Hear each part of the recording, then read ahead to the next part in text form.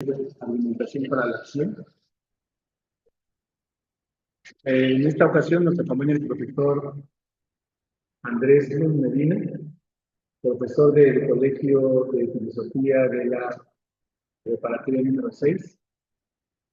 El profesor Andrés estudió filosofía en la Facultad de Filosofía y Letras de la UNAM. Ha sido profesor en el Colegio de Bachilleres y en la Universidad Campesina Indígena, donde trabaja en la maestría en Pedagogía de Chicago. Los dejo con el profesor Andrés Medina.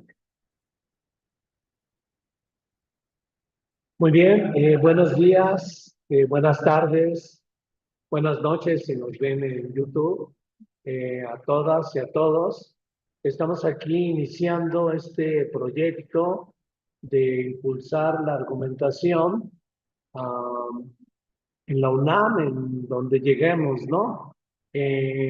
Con este seminario de argumentación, que además es parte de un proyecto aprobado de Infocap de la UNAM, donde una de las cosas a hacer principalmente es, bueno, promover la argumentación.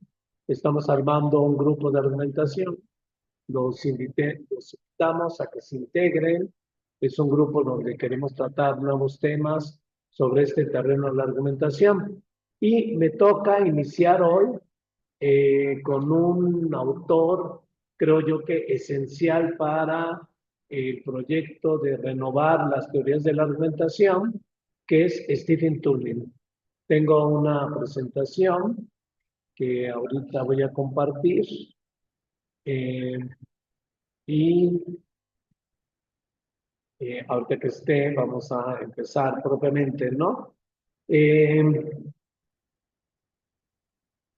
Ahí está, ¿no? Creo que ya sí se ve, ¿sí? Sí, sí. Bueno, ahí está Stephen Tullin, ahí están para que lo conozcan, una foto suya, y dos de sus obras importantes, significativas, en la teoría de la argumentación y en un proyecto más grande en la que se engloban muchas de sus preocupaciones, de lo que él hizo filosóficamente, el proyecto de regresar, reequilibrar, renovar la razón, que es Cosmógenes, ¿no? Uno de sus últimos libros. Y bueno,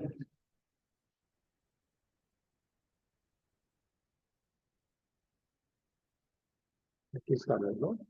Bueno, hoy, ¿qué pasó? Dejar de compartir, si quieres. Sí, porque aquí, a ver otra vez, ¿no? Creo que ocurrió algo, pero a ver, ahorita volvemos.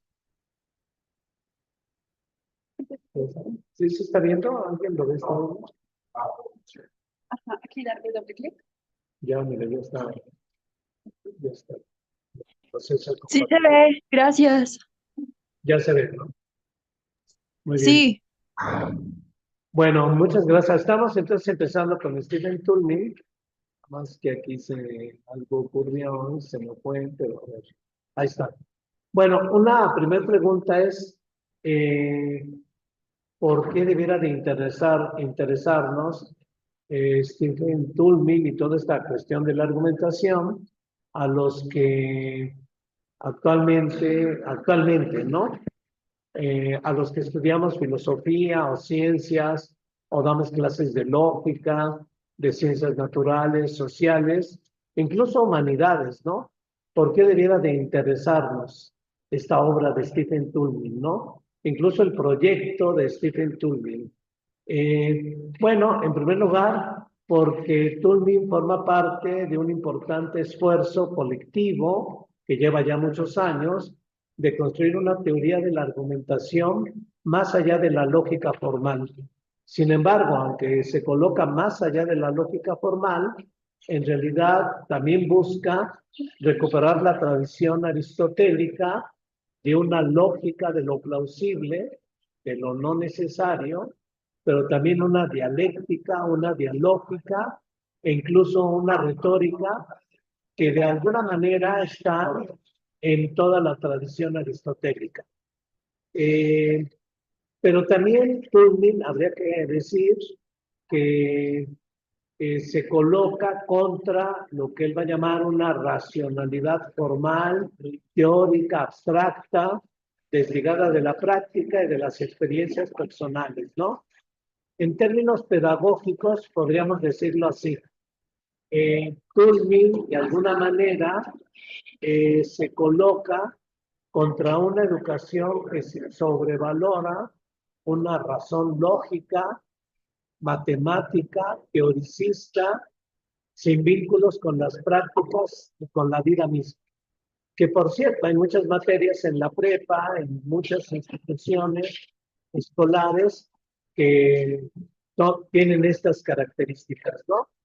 Y porque podríamos decir que Tullman significa un avance en lo que se llama lógica informal y de la argumentación. Pudiéramos colocar a Stephen Tullman dentro de su obra principal. Yo no diría que es su obra principal, ¿no? Es una obra magnífica, Los usos de la argumentación, pero yo creo que las últimas obras de Tullman que vamos a examinar, ese es mi interés,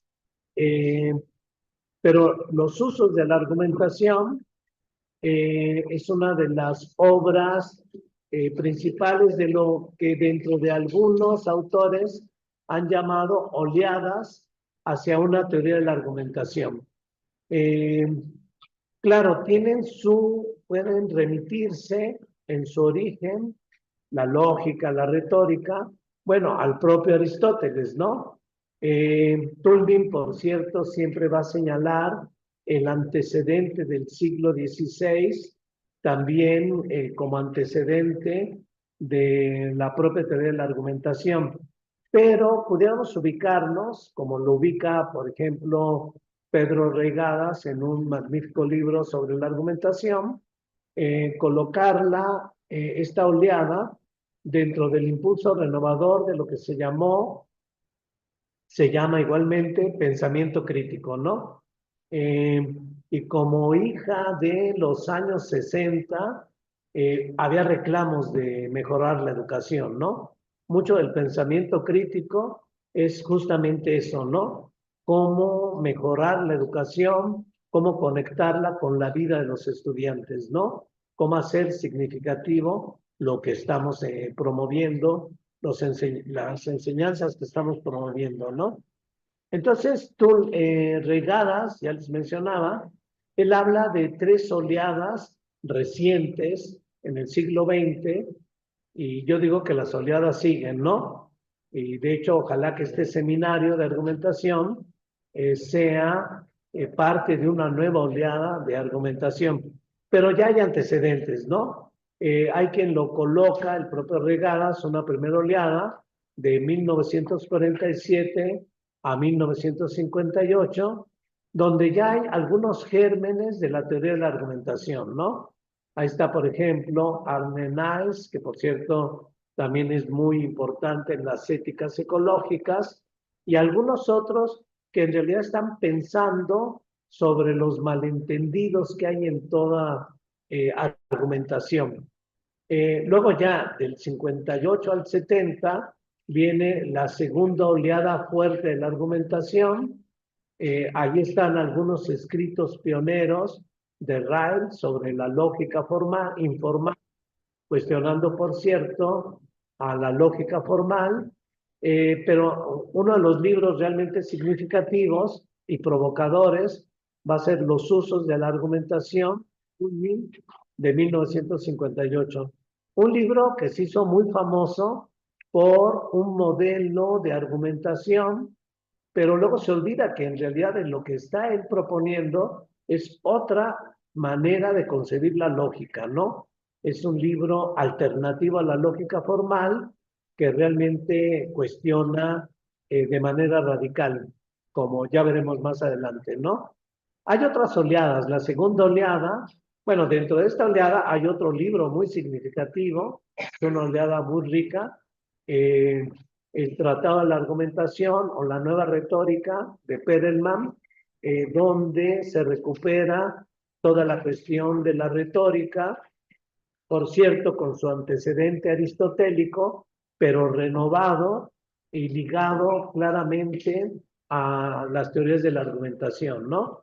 También empieza a avanzarse sobre la erística, sobre lógicas propedéuticas, los estudios de Hamlin sobre falacias, de los cuales, por cierto, nos va a hablar Sergio en una próxima presentación.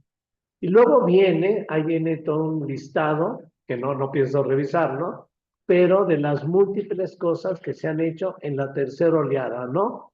Lógica natural con esquematizaciones del lenguaje, el proyecto de argumentación de la lengua, el pensamiento crítico, muy significativamente desarrollado por Matthew Lipman, por ejemplo, y su proyecto de filosofía para niños, la pragmadialéctica, que es muy importante, también vamos a verla. Ahí está la comunicación racional de Habermas y, por supuesto, la lógica informal de Johnson y Blair, la argumentación visual de Grock, de la cual, por cierto, Raúl también nos va a hablar en este seminario, ¿no?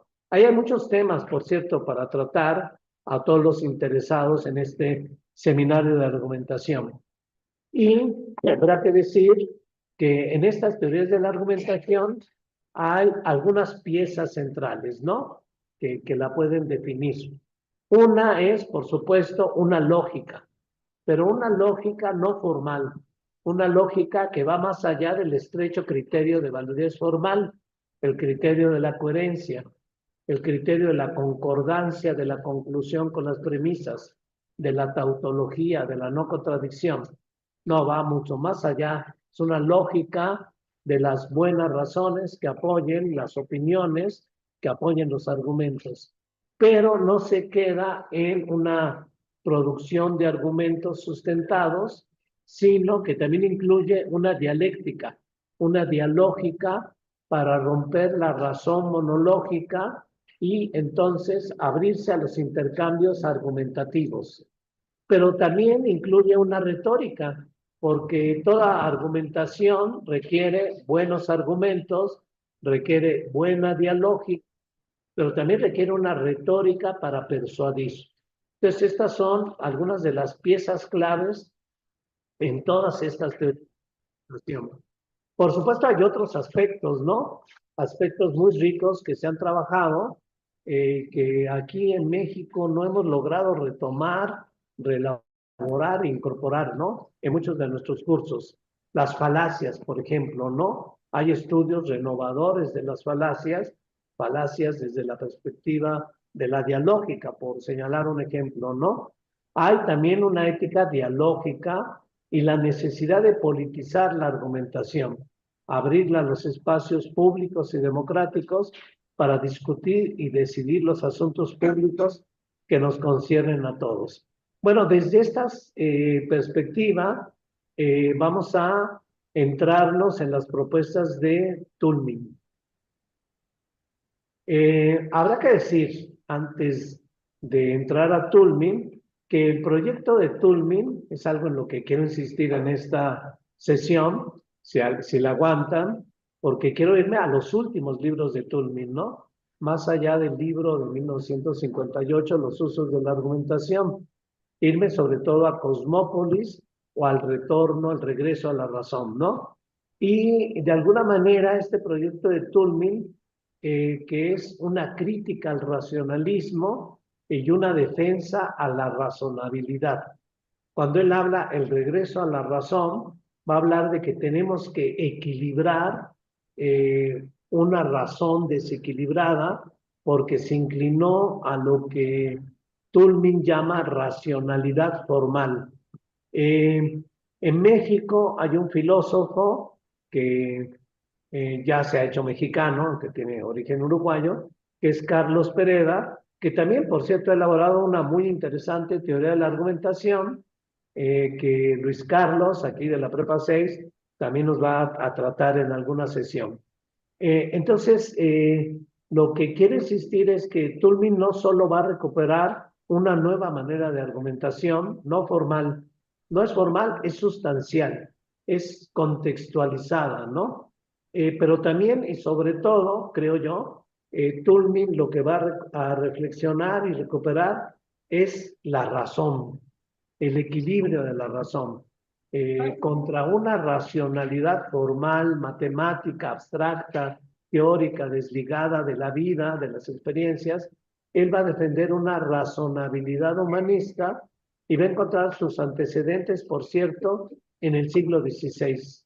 Esto es muy similar a lo que plantea Carlos Pereda en alguno de sus textos sobre la argumentación, por ejemplo, Razón e incertidumbre, o Vértigos argumentales, o prácticamente cualquiera de los libros de Carlos Pereda. Hay un proyecto muy similar al de Toulmin, ¿no? Pereda cuestiona lo que él llama razón austera y defiende lo que él llama una razón enfática. En términos de Toulmin, la racionalidad formal es lo que cuestiona Pereda y lo que va a defender Pereda, sí, aquí no tanto por el equilibrio, sino por un nuevo camino, la razón enfática, ¿no? Pero si quieren aquí agarro a Carlos Pereda para introducir a Toulmin. La razón austera es esta razón deductiva, estricta, fuerte, con criterios precisos, fijos y generales, ligada a programas de fundamentalistas de justificación. Se presenta como algoritmo matemático o como argumento deductivo indubitable, lógica, ¿no? Es una razón sobria y frugal y por ello única y excluyente. Todo lo que no sea matemático o lógico prácticamente es desvalorizado por esta razón. Por cierto, se tacha de retórica, ¿no? De modo que en ella no caben los argumentos cotidianos, morales, éticos, políticos. Para la lógica formal, eran meras verbalizaciones de deseo o retórica. Esta razón austera en realidad es una razón ideal, ¿sí? Que vuelve a lo que no se ajusta a ella en irracional. Por cierto, esto es una expresión de una sofística de la irracionalidad, ¿sí? O eres racional de este modo o eres irracional. En realidad, esta razón austera, lógica matemática, es un fragmento de la razón que pretende volver un paradigma de todo lo racional, dejando todas las otras formas de conocimiento. ¿Se puede compartir?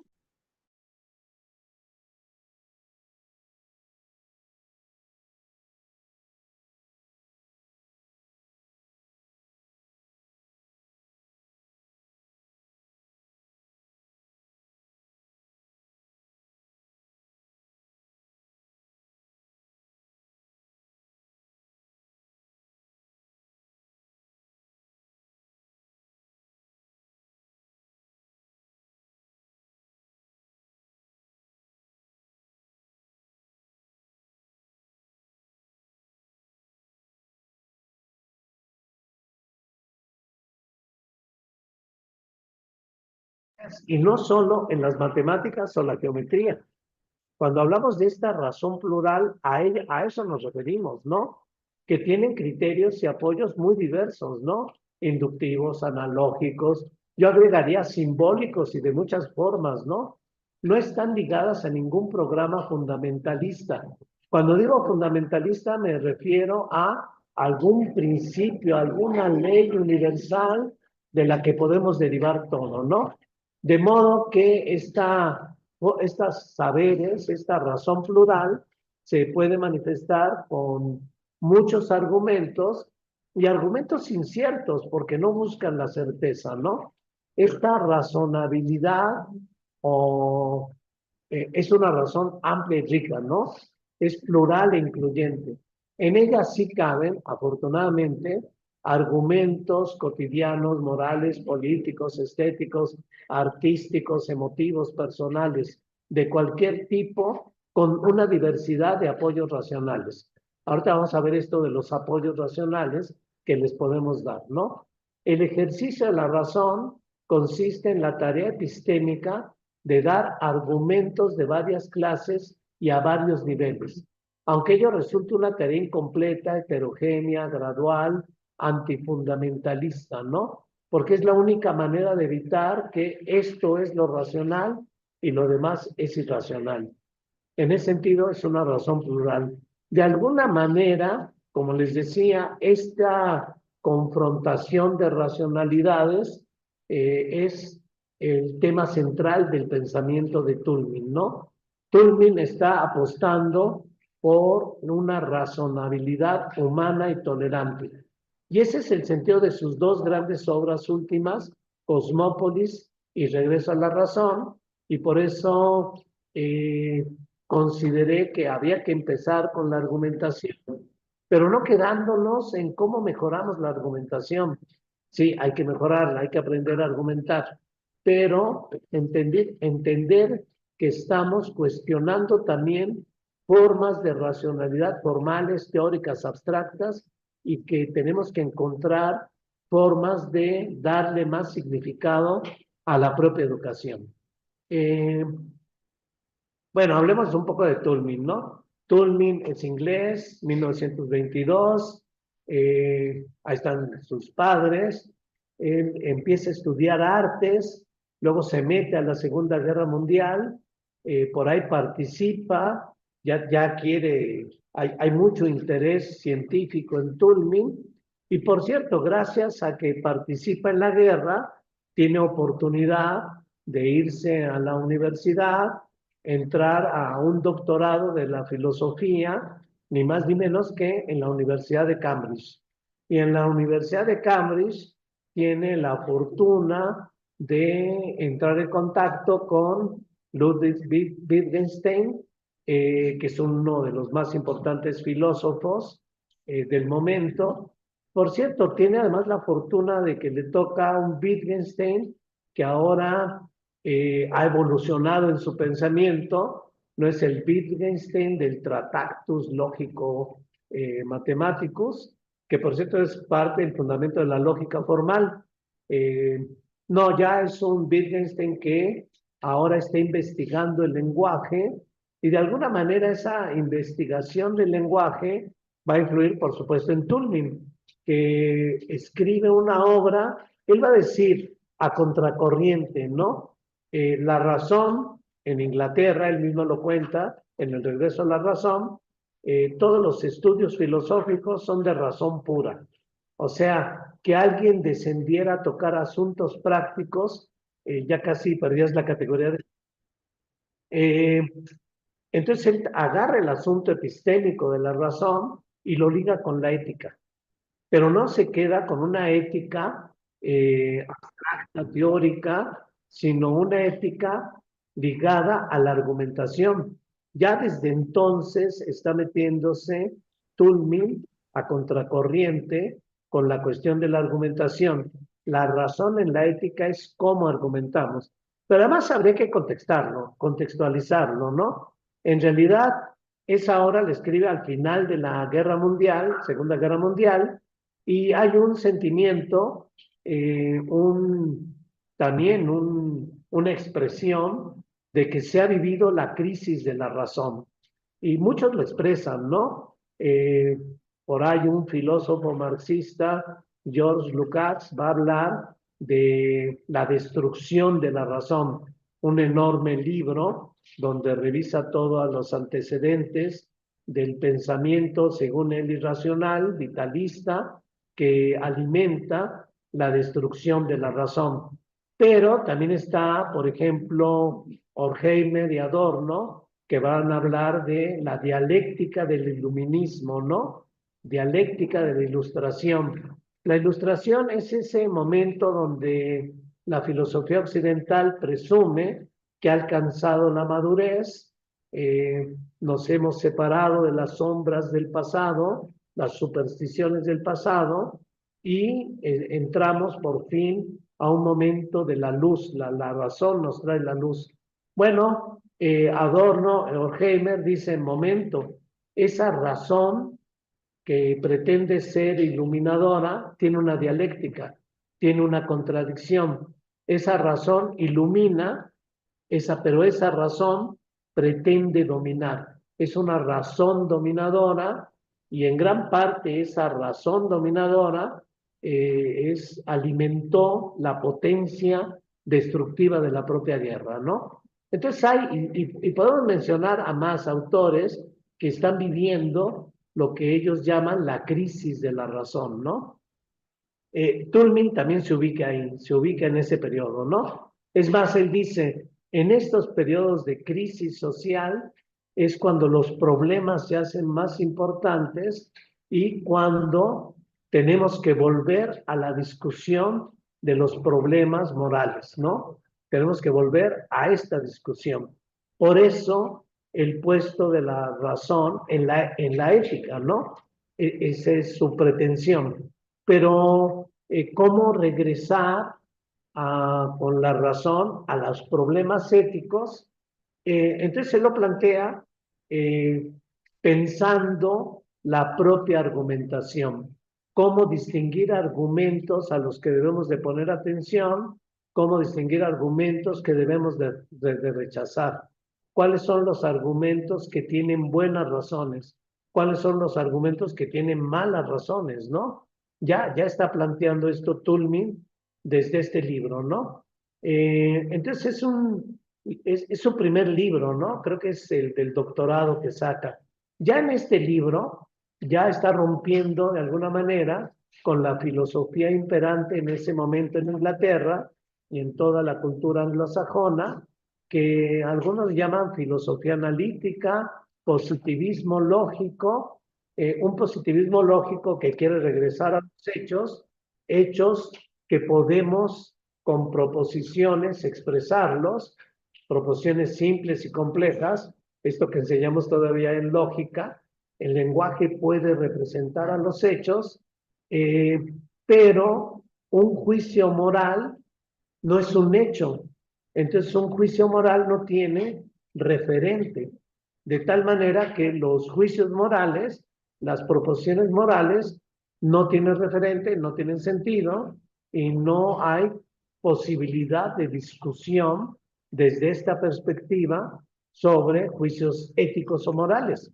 Pero Toulmin va contra ello, ¿no? Está a contracorriente.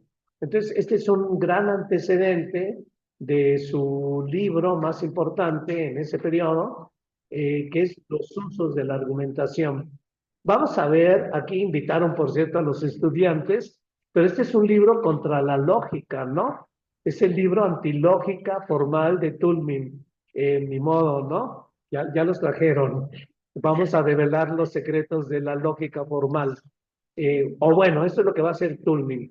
Va a ser una feroz crítica a la lógica formal. Y así lo conocen sus compañeros, ¿no? De hecho, él abandona luego Cambridge, incomprendido, ¿no? Se lo dedica a su maestro de lógica, que además también lo rechaza, ¿no? Bueno, ¿qué tiene este libro, no? Este libro, Los usos de la argumentación. De hecho, en Estados Unidos lo aceptan en la comunicación y de pronto dicen, es un libro de retórica. Es un libro de argumentación. Toulmin no lo sabe, pero ha abierto la primera oleada de la argumentación. Bueno, veamos qué tiene este libro. Es un libro, a mí me gusta muchísimo, lo estudié en otro seminario de argumentación que tuvimos con el grupo de Eduardo Arada y todo un grupo de compañeros con los que estudiamos, digamos, argumentación hace años, ¿no? Entonces a mí me tocó dar los usos de la argumentación, lo leí completo, lo estudié, no luego como le hacen, ¿no? Te toca tal capítulo, no, hay que leer todo el libro, ¿no? Entonces lo leí y ahí está un poco, ¿no? Ahí están viendo campos de argumentación, términos modales, probabilidad, la forma de los argumentos, lógica operativa. No se ve nada atractivo, ¿no? La forma del libro. Pero yo decía, por lo menos no es un libro de lógica formal. Sí, he dado muchos años lógica formal y quería otra cosa, ¿no? Él mismo dice, este libro son apenas exploraciones problematizadoras. Vaya que va a problematizar, ¿no? Pero es un libro que en realidad tiene una unidad y secuencia muy clara, ¿no? Y su objetivo dice es estrictamente filosófico. Pero fíjense cuál es el objetivo que tiene este libro, el de cuestionar el supuesto de que todo argumento significativo puede expresarse en términos formales como una deducción estrictamente concluyente según la geometría euclidiana, contra la lógica formal. Claramente, ¿no? Entonces, por supuesto, me atrajo. Dije, a ver, ¿de qué se trata este libro, no? Entonces, como les decía, es un libro crítico. Estas exploraciones problematizadoras, pues van a hacer un cuestionamiento a la lógica, y que en realidad esa lógica formal es parte de una filosofía analítica del positivismo lógico, y eso es lo que está criticando, ¿no? Entonces, trata de ver cómo podemos hacer la lógica algo realmente práctico, ¿no? Porque según él, y según yo también, la lógica moderna se aleja de las cuestiones prácticas, ¿sí? Digamos, acerca de cómo se puede argumentar en diferentes campos, ¿no? En realidad, la lógica formal se va constituyendo una disciplina teórica autónoma, libre de preocupaciones prácticas, ¿no? Ahí andamos enseñando, no quiero mencionar que andamos enseñando tablas de verdad y este tipo de cosas, y los alumnos nos dicen, bueno, ¿y eso para qué? Ah, bueno, si van para electricidad, tal vez, ¿no? Si van para computación, tal vez. Y bueno, y los demás que no vamos, alejado de las preocupaciones prácticas, ¿no? En realidad es como unas matemáticas afortunadamente simplificadas, ¿no? Sí, Tullman va contra la lógica formal y la validez formal, ¿no? Y por eso él dice, no, yo no quiero hacer una teoría lógica, ¿no? Mi libro no es sobre lógica, no es un libro de lógica, es un libro sobre la lógica, donde va a ser una exploración crítica a la lógica formal, pero entonces requiero otro modelo de lógica, que no sea el matemático, el formal, donde puedo encontrar un modelo que realmente me ayude a argumentar.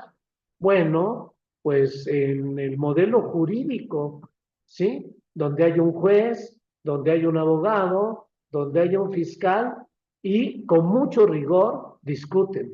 Esa es la argumentación que él recupera. Y la recupera de la práctica argumentativa.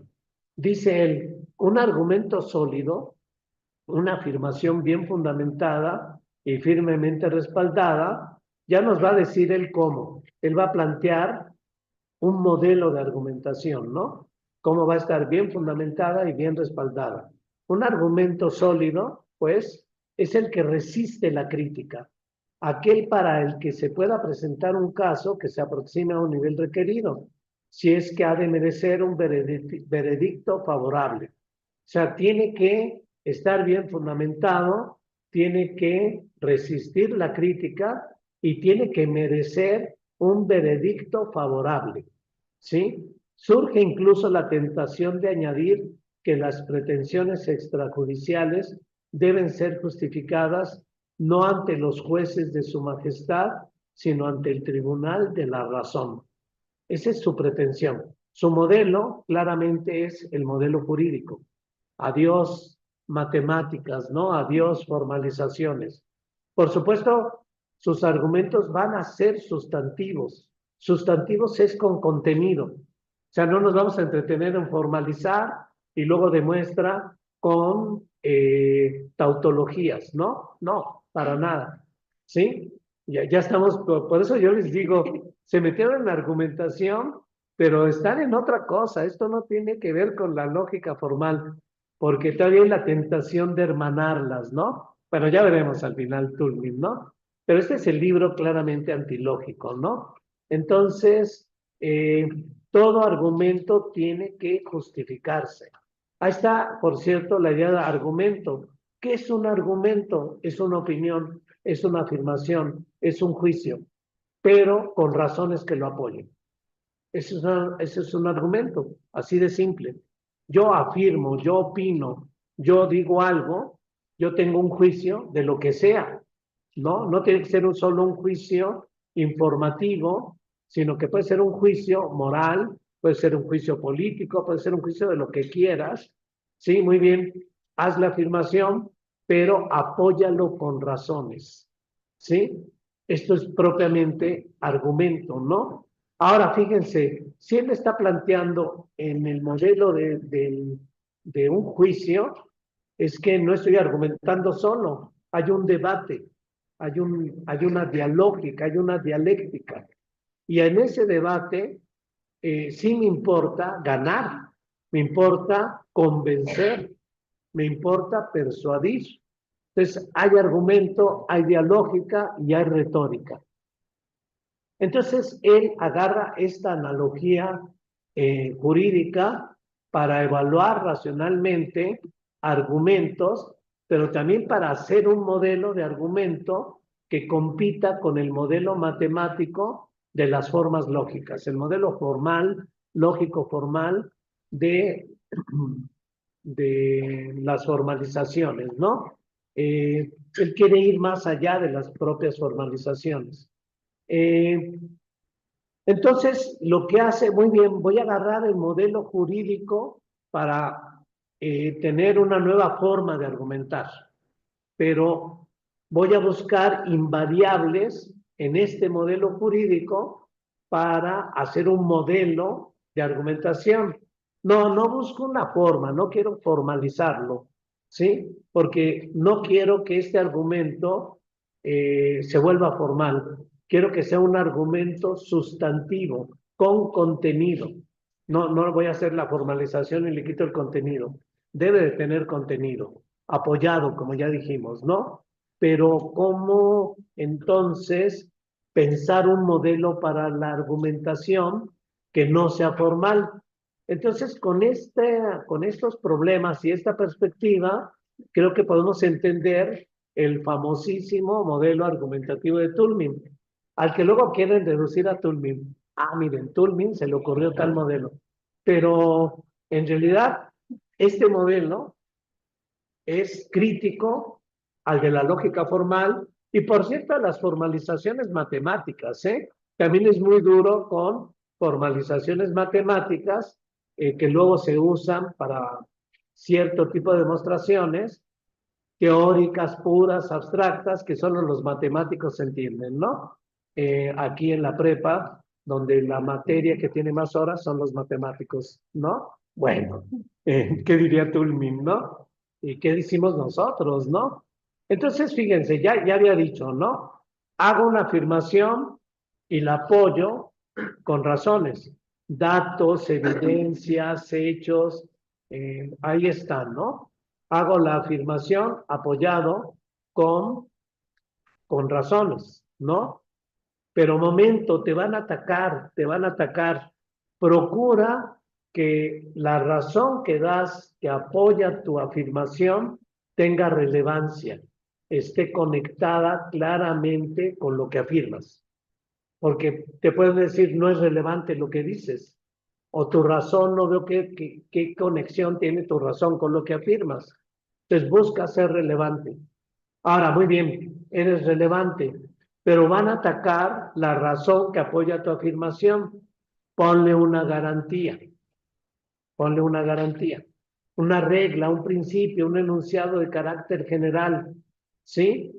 Te van a atacar la garantía. Sí están viendo cómo está pensando el modelo, ¿no? Dialógico, cómo me defiendo y cómo ataco, cómo afirmo. Entonces, ponle una garantía, ¿no? Un principio, un enunciado, ¿sí? Puede ser un principio de autoridad, puede ser una ley, puede ser derechos humanos, en fin, ¿no? Pero también te lo van a atacar. Ójole, pues es que estás discutiendo, ¿no? No estás solito pensando, ¿no? Estás en un juicio. Entonces, diste tu afirmación, diste la razón, buscaste la relevancia, planteas la garantía. ¿A poco tengo que hacer más? Sí, fundamenta tu garantía. Ya no estoy siguiendo ¿no? Fundamenta tu garantía. Ponle un fundamento. Sí, ¿no? Más o menos, ya quedó fuerte. Ahora, modalízalo. Modalízalo es darle fuerza o no les des tanta fuerza, depende de la argumentación. Modalizar es matizar lo que estás afirmando. Necesariamente deben de, con mucha fuerza. Creo que es aceptable que menos fuerza. Esos son los modalizadores. Son retóricos. ¿Se dan cuenta de eso o no? Si lo dices muy fuerte, puede que te rechacen. Si lo dices más débil, puede que te lo acepten. O sea, hay dialógica, hay retórica y hay fundamentación. Pero mira, piensa en la excepción porque puede que te ataquen. A menos que, o sea, que el otro no diga la excepción, dila tú. ¿Cómo ven? ¿Sí queda fuerte el argumento o no? Argumento de Tullman. Hay que aprender, hay que practicarlo. Lo estoy diciendo rápidamente, pero ya al describirlo se da uno cuenta que sí, así debemos de aprender a argumentar, ¿sí? Y andamos dando tautologías y todo esto, ¿no? Me voy a ir un poco más rápido, ¿sí? Porque luego está bien, yo creo que en el seminario volveremos a un Tullman práctico, ¿no? Cómo argumentar, pero incluso Tullman tiene un libro, cómo argumentar en diferentes campos, ¿no? Campos de argumentación. Me voy rápido, ya no quiero herir susceptibilidades de los amantes de la lógica formal, pero sí la agarra duro, ¿no? Él distingue, por ejemplo, argumentos analíticos tautológicos, ¿sí? Para él todo razonamiento formalizado es una tautología. Estoy develando el secreto de las formalizaciones, ¿no? A mis alumnos se los digo al final de ver lógica formal, digo, miren, el truco de que si le ponen una verdad, esto da como resultado una verdad, es una definición también de validez, es que la verdad que la pones en la premisa, la repites en la conclusión. O sea que no avanza mi pensamiento, no, ¿sí? Tullman lo aborda, ¿no? Y él dice, bueno, ya abandonemos los argumentos tautológicos, hagamos argumentos sustanciales. Y ya vimos cómo hacer argumentos sustanciales. Afirmo algo, lo apoyo con razones, le doy un respaldo, le doy una garantía, a la garantía le doy un respaldo, lo modalizo y señalo la excepción y queda un argumento sustancial no tautológico, ¿no? Entonces, él va a defender el argumento sustancial y en todo lo que sigue lo que va a hacer es una crítica a la lógica formal, ¿no? La ambigüedad de los silogismos, ¿no? La idealización de la lógica formal. ¿Por qué idealización? Porque él empieza a contraponer su modelo contra el modelo de la lógica formal. Y por supuesto que el modelo de Tullman va mucho más allá del simple modelo de la validez de la lógica formal. Entonces, él abunda sobre esto. Dejen nada más detenerme en esto, ¿no? Es que la lógica, va a decir Tullman, es una lógica idealizada, ¿no? Esta idea de reducir lo lógico a lo analítico, esta idea de formalizar todo, ¿sí? Acuérdense, bueno, no lo han visto, ya lo verán, P, Q, R, y luego los conectivos y todo esto. Bueno, dice Tullman, esto choca con una idea más compleja del argumento, donde hay datos, garantías, respaldo, modalizador y excepciones, ¿no? En realidad, la lógica informal se vuelve inservible, fíjense qué duro, ¿no? Se vuelve inservible para la valoración racional de argumentos, porque, digamos, la lógica formal agarra un argumento sustancial y lo único que va a checar es que es válido o no es válido. ¿Sí? Eso es lo único que va a... ¿Y qué quiere decir válido en la lógica formal? ¿Es tautológico o no es tautológico? Y a lo mejor resulta que no es tautológico, pero es un argumento sustantivo, ¿no? Que tiene peso, ¿sí? Bien, entonces es una idealización, dice Toulmin, que descarta toda argumentación sustancial que es real y práctica. Esto es una bofetada a los cursos de lógica formal de la prepa. Hemos dado una lógica abstracta, teórica, poco práctica para los estudiantes y para nosotros mismos. Por eso este curso, seminario de argumentación, tenemos que dar un viraje, que por cierto a muchos les va a tocar, porque cuántas disciplinas son teóricas, abstractas, poco prácticas y desligadas de la vida. Ese es el cuestionamiento propiamente pedagógico, ¿no? Bien, no abundo más sobre esto, porque yo veo en mucho de esto ironía. La necesidad lógica, se burla de la necesidad lógica, se burla de la llamada de validez, ¿no? Y él apela entonces a este modelo de argumentación que lo podemos y lo vamos a tratar de completar con otras teorías de la argumentación. Pero quiero irme al Toulmin bueno, aquí está este manual que hay que revisar, por eso un Toulmin práctico, ¿no? Como él quiere. Fíjense, tiene un manual de argumentación, introducción al razonamiento, ¿sí? Yo voy a plantear algunas cosas de este manual, nada más, que claro, está basado en el modelo de Toulmin. Bueno, está un poco de lo que habla, ¿no? Pero fíjense, también de lo que habla. Afirmaciones, bases, garantías, respaldos, cadenas de argumentos, porque podemos encadenar argumentos, la fuerza de los argumentos, ¿no? Incluso, miren qué interesante, falacias desde esta perspectiva, falacias sin bases, tu argumento no tiene bases, tus bases son irrelevantes, tus bases son deficientes, ¿no? No tienes garantía, es ambiguo, etcétera, ¿no? Pero luego la parte más interesante, en realidad, de este texto de Toulmin, es que distingue 5 campos argumentativos: legal, científico, artístico, administrativo, ético. Y yo digo que lo podemos ampliar, ¿no? Y considera los siguientes criterios: foros, objetos, procedimientos, funcionamiento. Miren, para que lo puedan visualizar, aquí está, ¿no? ¿Sí? Están viendo, más o menos, ¿no? Yo digo, a ver si en otro momento, con alumnos, hacemos una cosa práctica, con alumnos y maestros, porque creo que todos tenemos que ir aprendiendo a argumentar, ¿no? Ya no abundo más sobre esto, pero digo, hay que hacerlo.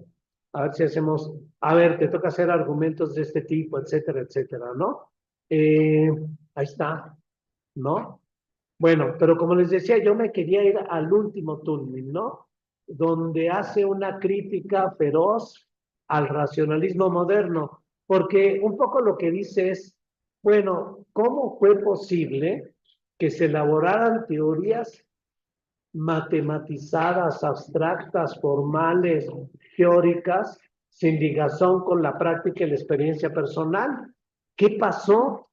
¿Cuándo ocurrió esto, no?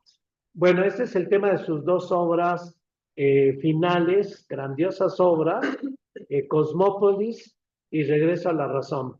A ver si me da tiempo de contarlas rápidamente, ¿no? Bueno, Cosmópolis, maestros, ojalá la agarren. Sí, es un libro gordo, como dicen, pero está lleno de historia, de literatura, de cultura, de política, de arte. Cita poemas, te coloca, te explica la situación política del momento, ¿sí? Te mete la cultura, el desarrollo de la ciencia.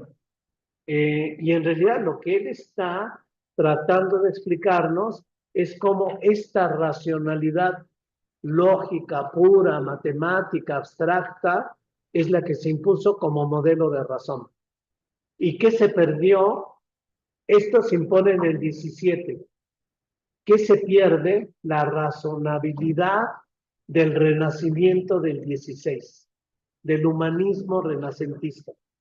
Toda la tradición antiquísima de la argumentación se pierde. Entonces, sí, es una obra que merece ser leída.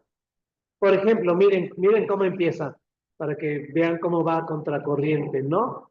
Dice, en la Edad Moderna empezó en el 17, con la transición de modos de pensar y actuar medievales a modernos.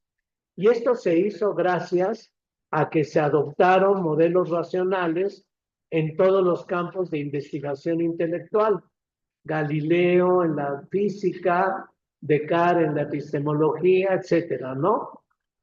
Un ejemplo que no tardaría en ser seguido en la política por Hobbes.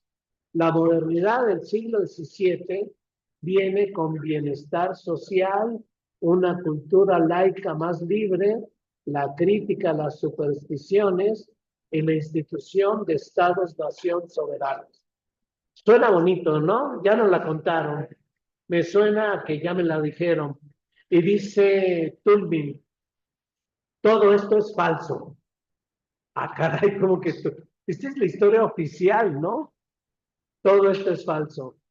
En realidad, la edad moderna no empieza en el 17, empieza en el 16 con el humanismo renacentista.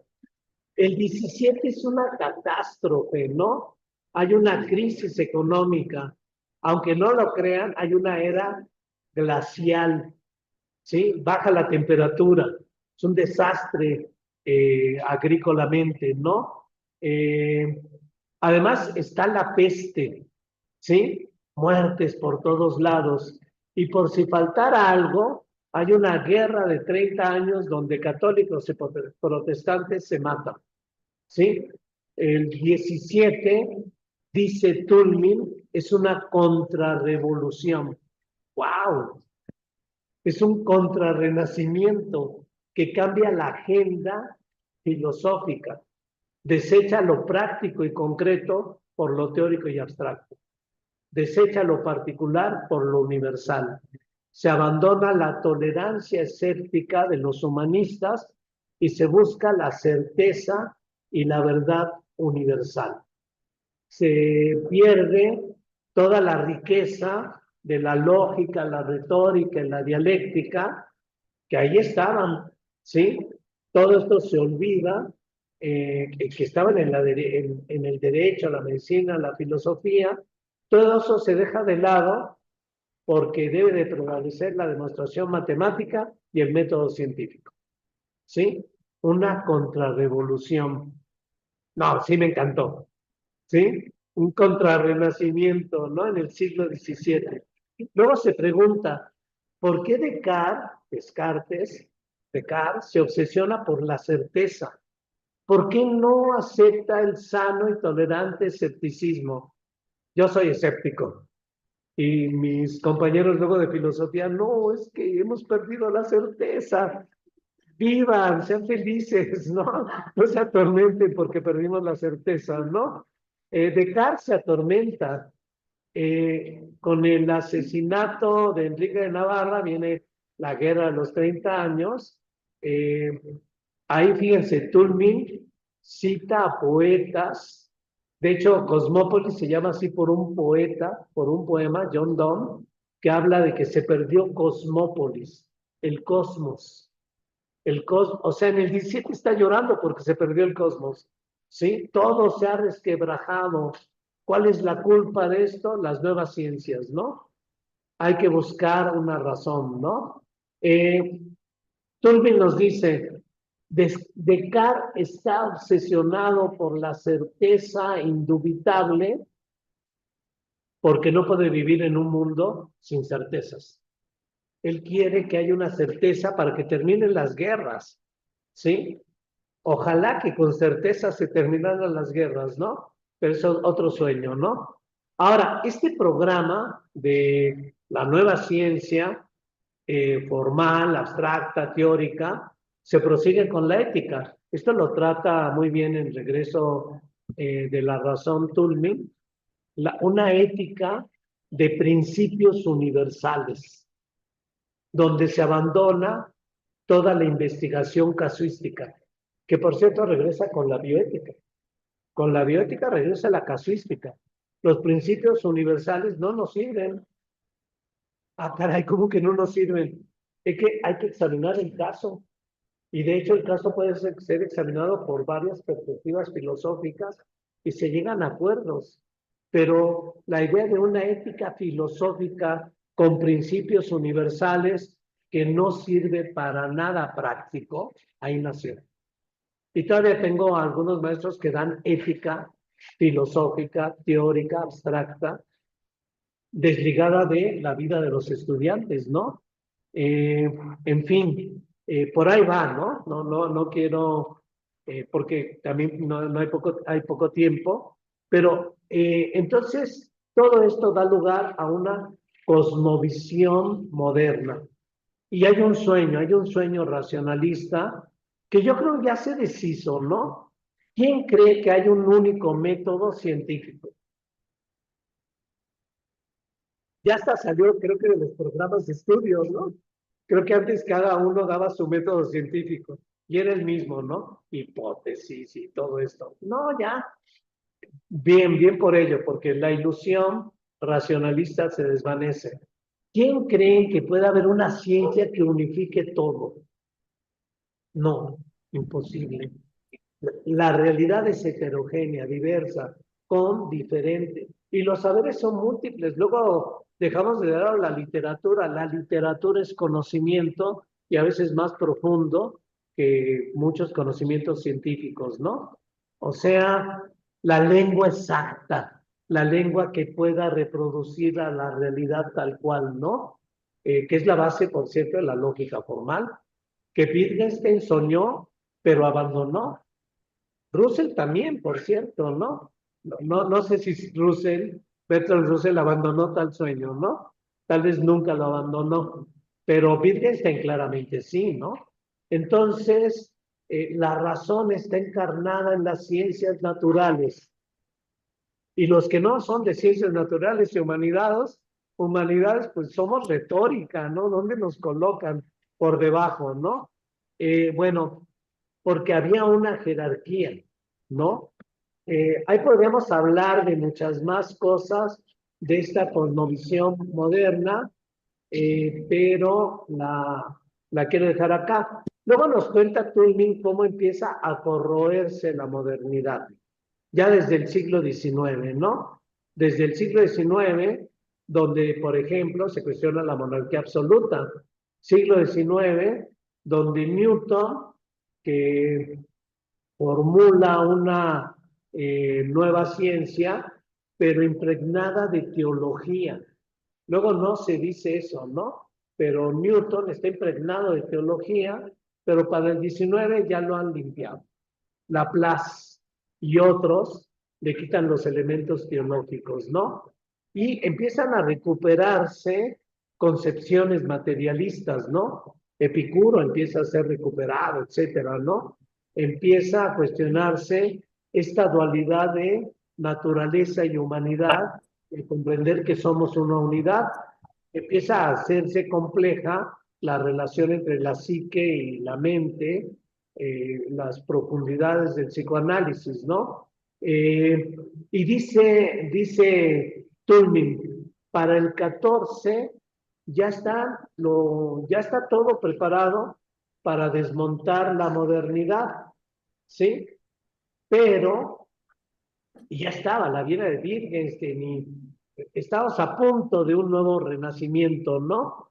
Pero vino la guerra, Primera Guerra, Segunda Guerra, crisis de la razón, búsqueda de la certeza, de la exactitud, regreso al pensamiento formal matemático, ¿sí?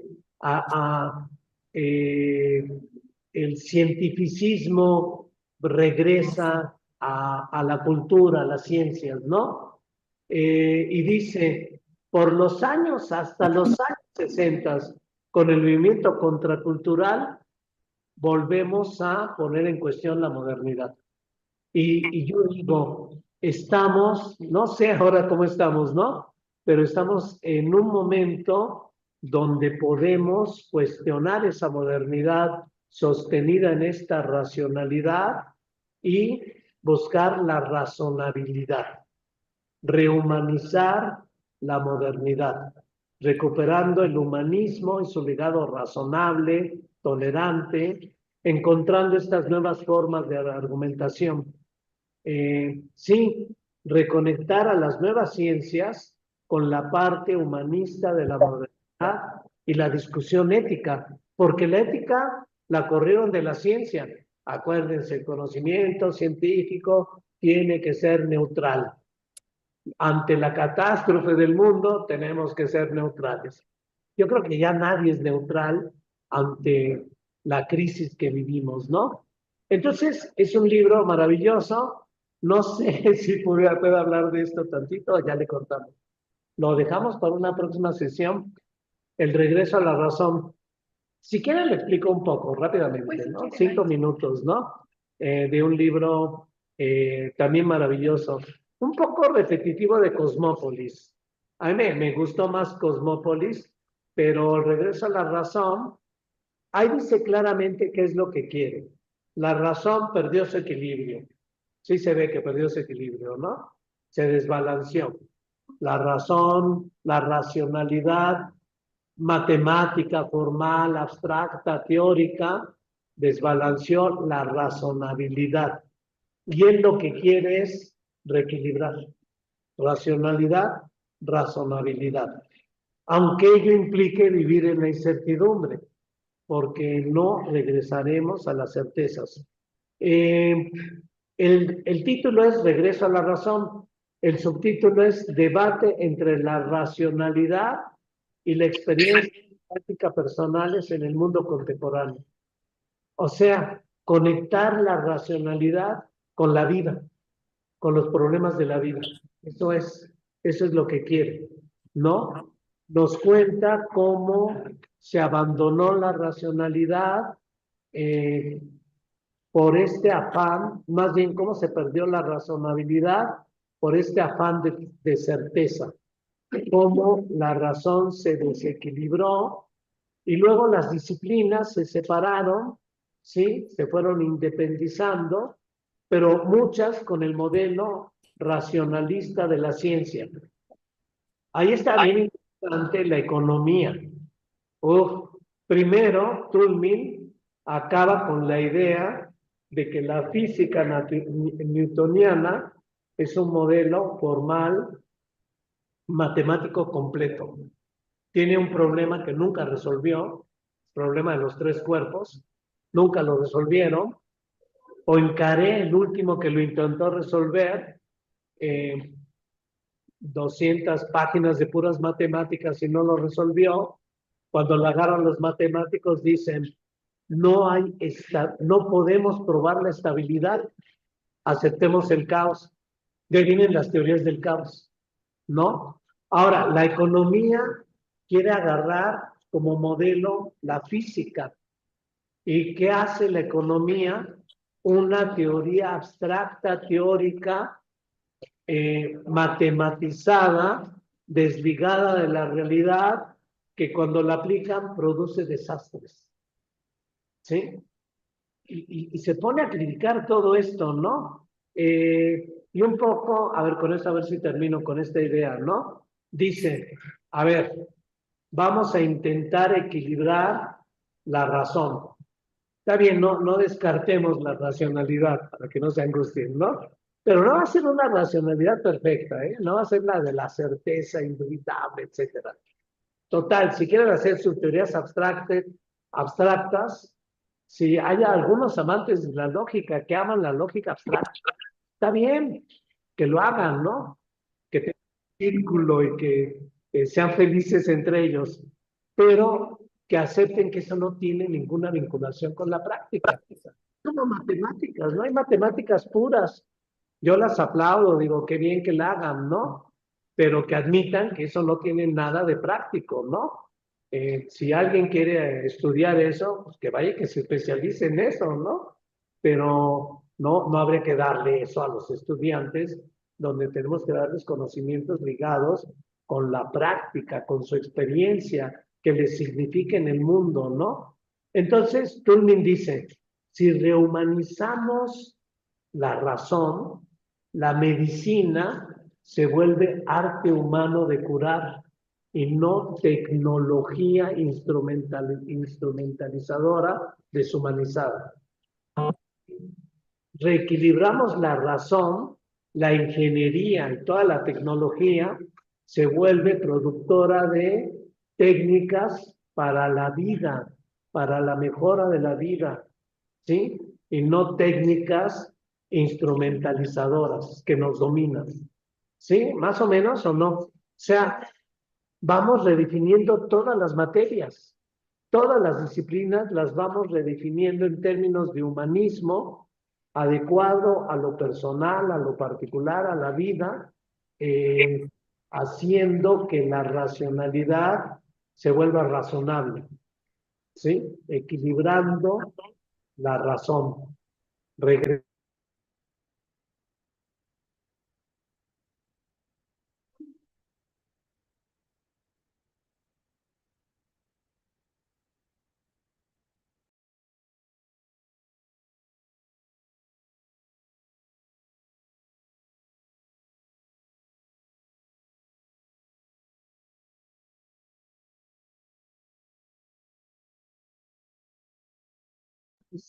Nos vemos la próxima.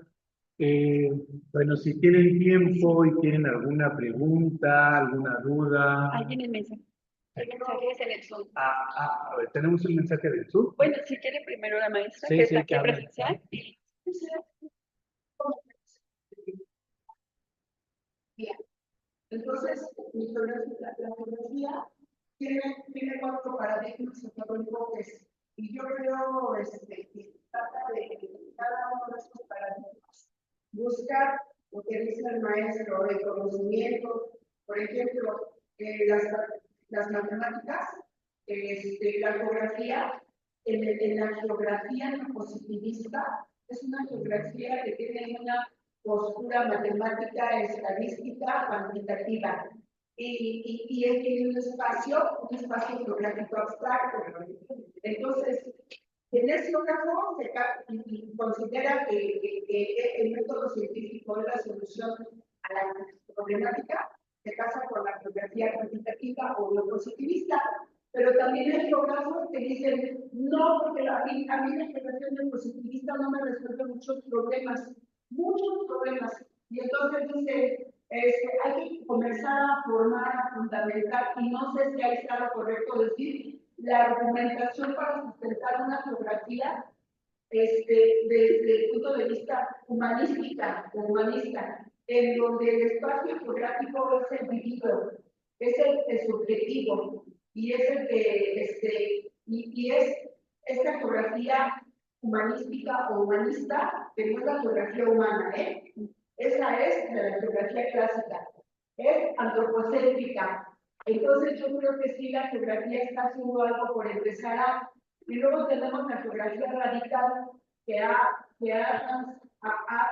avanzado la geografía crítica, abordando problemas sociales como la pobreza, como la desigualdad social.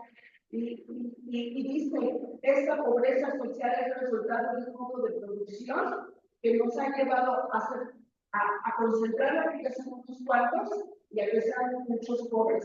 Entonces, yo diría que la geografía va por lo que el maestro está planteando, con diferentes espacios geográficos, por ejemplo, la geografía clásica que nos han enseñado toda la vida y en el que yo me formé, hablamos de un espacio concreto, en donde tenemos una geografía física y una geografía urbana, en donde vamos a ubicar a las etnias, y en donde vamos a ubicar a los ríos, a los mares, a las montañas, los climas, los recursos, bla, bla, bla, bla, bla. Y entonces, en algún momento, cuando ya estamos parados en un paradigma, yo les digo a mis alumnos, yo estoy en la geografía radical, allí donde La parte teórica conceptual está sostenida por el marxismo, por la dialéctica y por el materialismo histórico. Allí no es donde yo me estoy sosteniendo. Pero en un momento de la vida en que tenemos como biógrafos ser eclécticos. Entonces, yo quiero argumentar, a través de ahora sí que ese es mi argumento Sí. para el maestro, en donde la geografía sí está tratando de que nosotros, a través de la geografía radical o a través de la geografía humanística, seamos como más sensibles al espacio que estamos viviendo, al más cercano. Y entonces, bueno, eso es lo que yo trato de hacerle llegar a mis estudiantes, porque la abstracción es como algo compleja de comprender. Ese era mi comentario. Gracias por escucharme. Muchas gracias, maestra. ¿Quiere contestar de una vez, maestro Luz? No, muy bien, me parece muy interesante todo esto de la geografía. Tulin no agarra la geografía. ¿Quién iba a pensar que la geografía se va a volver algo teórico, abstracto y poco práctico? ¿No? ¿Quién lo fuera a pensar? Pues el modelo racionalista, formal, matematizado, ¿no? Pero ahí está la otra razón, ¿no? La razonabilidad, buscando el equilibrio. Sí, tenemos que ser eclécticos en este equilibrio, ¿no? Él dice también en la economía. La economía se volvió una disciplina teórica, matematizada, abstracta, desligada de la vida, que además es la que les gusta a los economistas, la que le dan premios Nobel, ¿no? Y dicen, metamos la razonabilidad y ya no tendremos una economía abstracta teórica, tendremos una economía política que trate los asuntos nuestros, que sea práctica, que plantee soluciones a los problemas y no teorías abstractas que luego quieren imponer a la realidad, que bueno, francamente ni se quieren imponer, están en la abstracción, ¿no? Muy bien, me gustó mucho. Una contribución por ahí contándonos de esto sería muy bueno, ¿sí? Porque de eso estamos hablando. Y sí, claro, promover argumentaciones.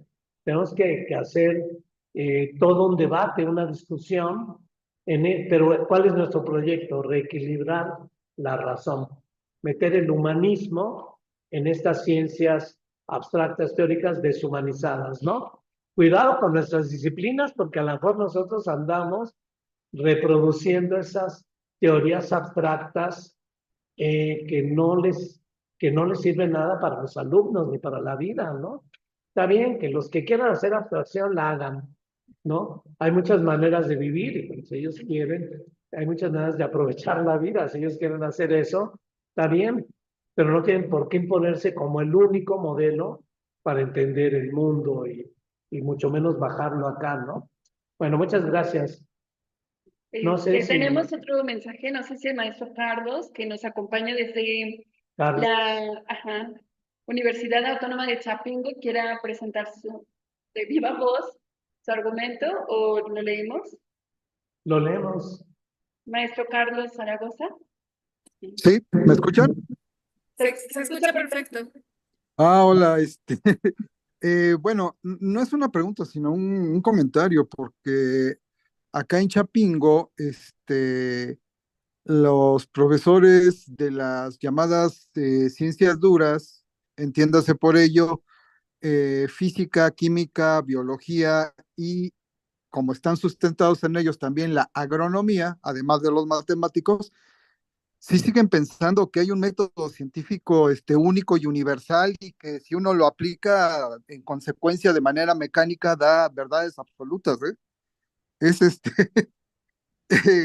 sí siguen pensando en eso, ¿eh? Yo acá se da filosofía de la ciencia y uno de los mitos que yo me encargo de echar para abajo para los chicos, soy profesor también de preparatoria, es el mito del método científico universal y además necesariamente verdadero, ¿no? Que arroja verdades al por mayor. Entonces, me parece fundamental que se aborden estos temas y sí me parece desde ese punto de vista muy importante que se retomen pues estos conocimientos de Stephen Toulmin. Yo los desconozco, pues, pero qué bueno que ya los estén retomando, ya estoy aprendiendo. Y agradezco mucho que me haya invitado el maestro Andresito, mi cuate. Yo anduve por ahí en la Prepa 6 en los años, por ahí de 2006, el 2008, 2009, algo así. Ahí trabamos amistad y me hablaba con un gran entusiasmo de la teoría de la argumentación y en especial de Stephen Toulmin. Muchísimas gracias. No sé si- Muy bien. Carlos, qué bueno que estás conectado.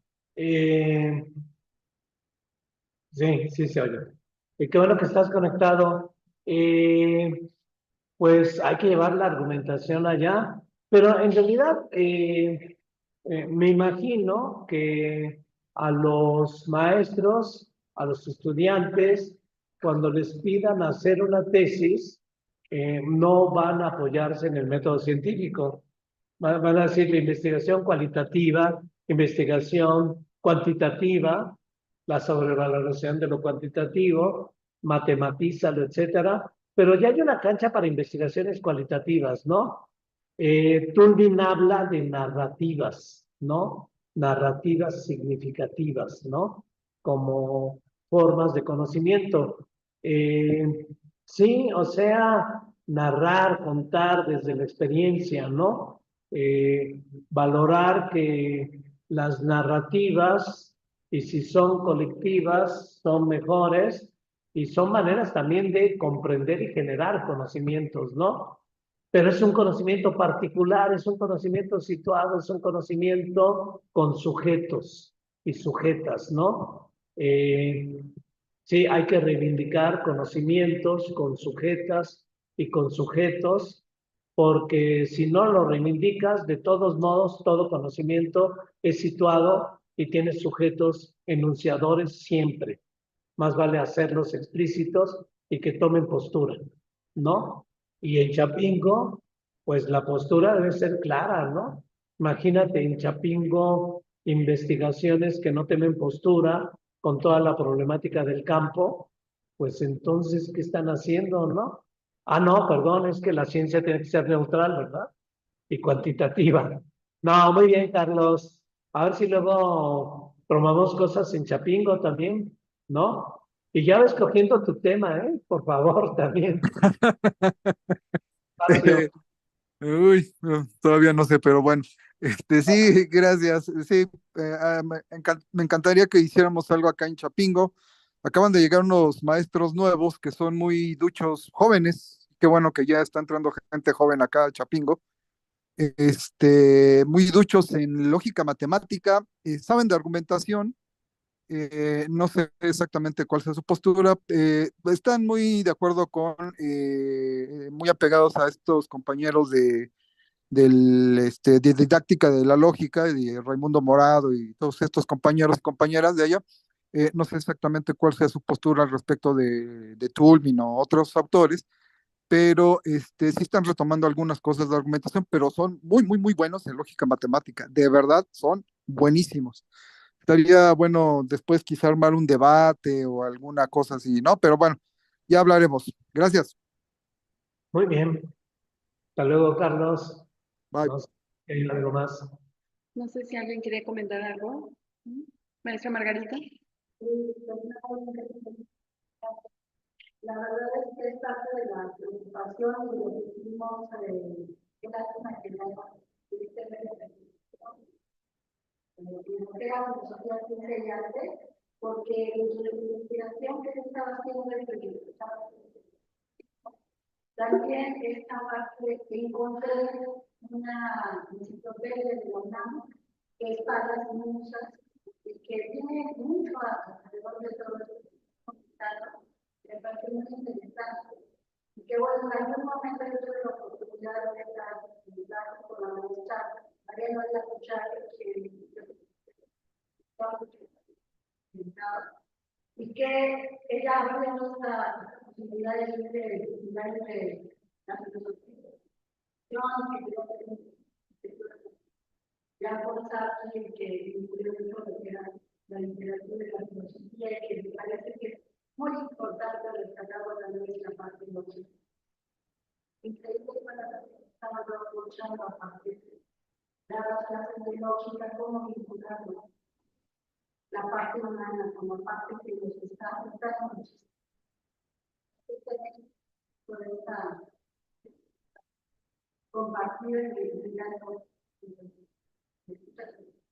No, gracias a ti. Igual, ya te invitamos para que vayas escogiendo un tema de argumentación, ¿no? Y ahorita que mencionaste ya no puedo meterme en el regreso a la razón, pero una parte que me gustó mucho, porque hay que ir más allá de Turing. Yo incluso digo, hay que ir más allá de Turing, ¿no? Donde dice, bueno, está Galileo, Newton y toda esta racionalidad, pero aquí pudiéramos reivindicar en la razonabilidad. Está Cervantes, está Shakespeare, está Balzac, con novelas que nos remiten a la complejidad humana, ¿no? No a la certeza, ¿no? No es la certeza, pero entender que la imaginación, la fantasía, también son modos de explorar y conocer, y a veces de manera más esencial, porque nos dan totalizaciones, porque lo aparente y lo esencial se fusionan, porque lo individual y lo universal se fusionan en tipos particulares que nos siguen revelando lo que somos como seres humanos, o épocas enteras, ¿no?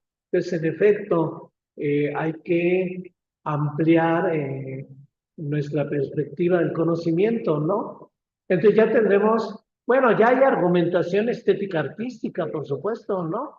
Hay que valorarla, que para mí está conectada con formas de conocer, ¿no? Entonces hay un terreno para trabajar, ¿no? Que nadie ha trabajado, por cierto, ¿no? En estas cosas. Pero bueno, ya vámonos despidiendo. Sí, Antes bueno, antes de irnos, Sí. para los que siguen con nosotros, la idea es tener una sesión cada mes.